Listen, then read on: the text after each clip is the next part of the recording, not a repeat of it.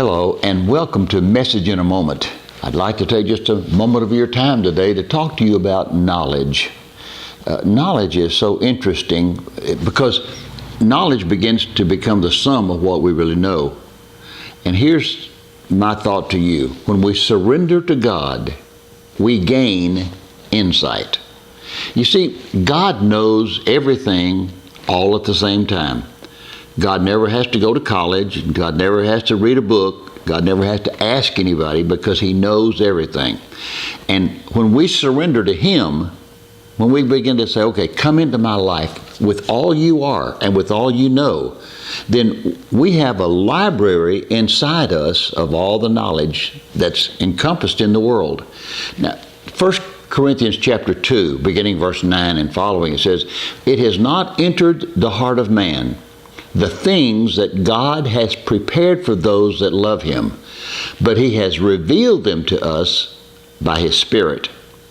You see, if you love God today, the knowledge is inside you of all the things that God has prepared for you.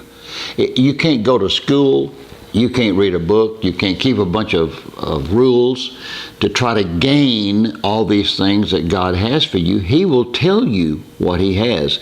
And in the book of John, chapter 14, verse 21, Jesus said, if you love me, you're going to keep my commandments. And Jesus, if you go back, Jesus didn't leave the 10 Commandments. Jesus left the commandment to love one another. If you keep my commandments, that is, to love one another and bear fruit, I will manifest myself to you. And see, that's the unleashing of all the knowledge that God has, because God sent Jesus on earth as the express image of Himself. And so God speaks to us today through Christ. God will reveal to us His knowledge through Jesus Christ.